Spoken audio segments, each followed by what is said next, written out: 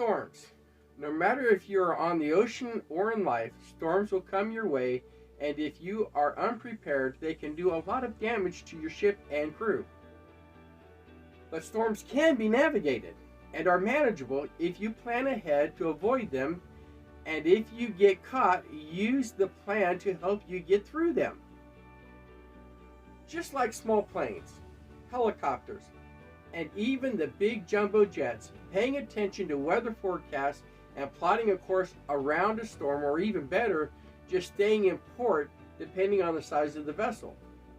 Larger vessels prefer to leave port and escape on the water through the right course and logistics, as it is safer for them on the open sea.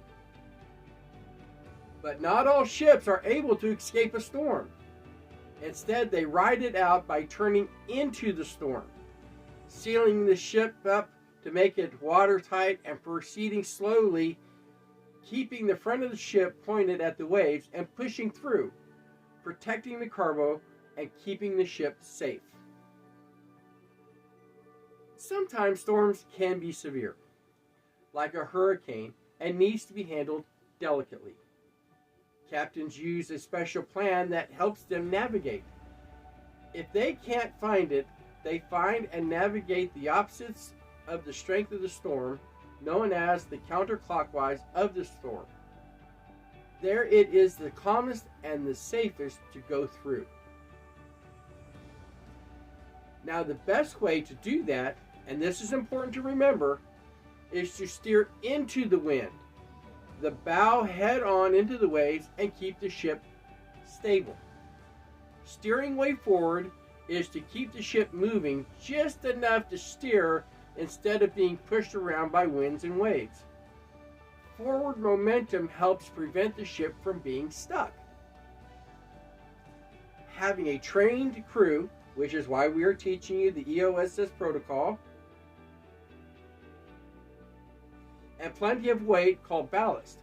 A light ship can be easily tossed by wind and waves, and a ship with plenty of ballast is difficult.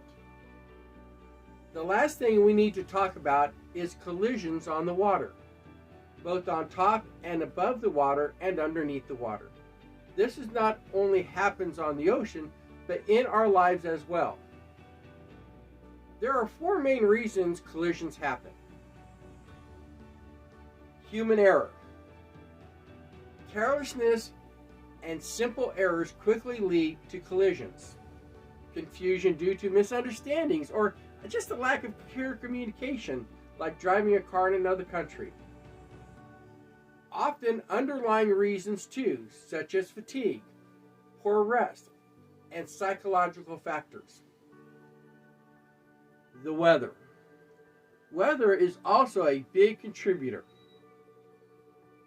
Fog obstructs vision, high winds push vessels off course, objects like snow and ice hitting the vessels can all be factors leading to a collision.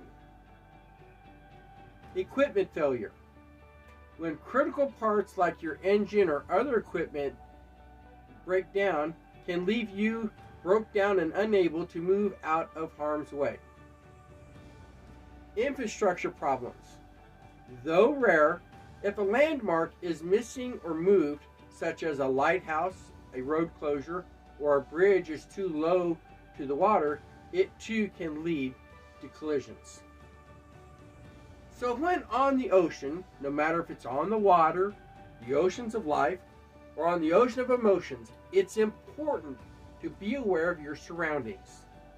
Doing simple things such as keeping a close lookout, staying out of the way of things or others, not underestimating other vessels' size and speed, being visible, and keeping watch at night.